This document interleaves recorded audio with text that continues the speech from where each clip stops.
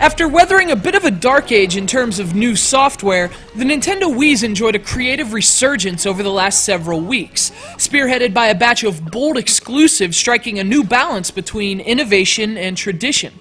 But you know, in terms of trying something radical, in terms of giving a fresh take to an established concept, even the platform's most conceptually ambitious efforts may pale in comparison to this one.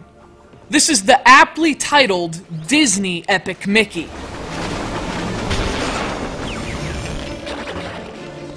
Now, Epic Mickey would be a noteworthy release if only for its outstanding concept. For almost a century, Mickey Mouse has been one of the world's most recognizable and beloved icons, but what about those he overshadowed? What about the shoulders he stepped on to get there? Imagine a dark world inhabited by Disney characters long forgotten. This is the world of Epic Mickey. The mouse's curiosity gets the best of him, and he finds himself trapped in a cartoon world that's being pulled apart by paint on one end and paint thinner on the other.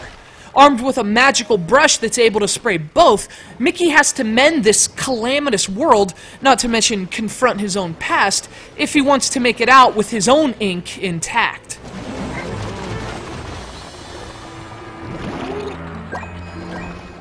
Obviously, that premise can be summed up in one word: face-meltingly cool and awesome. But what's more important than the game's sophisticated plot is its actual gameplay. Epic Mickey is a hybrid 2D, 3D platformer.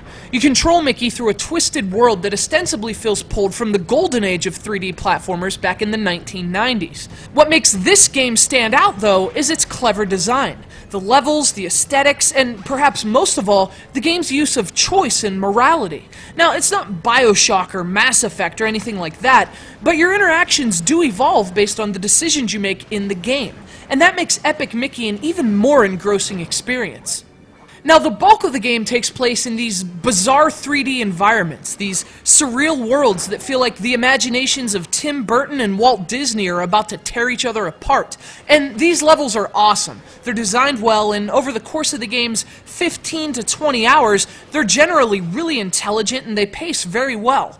But serving as segues between these long 3D levels are these incredible 2D levels. Mickey is transported back to his earliest cartoon shorts, and you're literally platforming through 1947's Mickey and the Beanstalk and, as you see here, 1928's groundbreaking Steamboat Willie.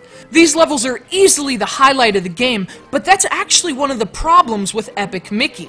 You get to these 2D levels, they blow your mind, and they're over in mere minutes before the game throws you back into 3D.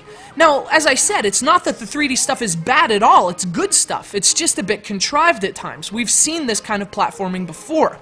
But the really memorable parts are the 2D segments, and you find yourself wanting them to last a lot longer than they actually do.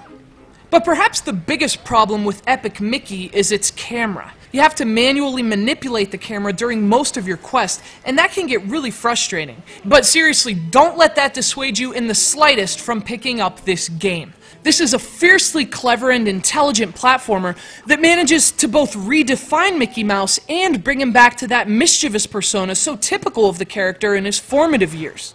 And you know, in that regard, it's kind of ironic that one of the world's most established and disciplined characters would be at the forefront of 2010's small-scale creativity revival on Wii. But that's just one of the many things that makes this game so memorable.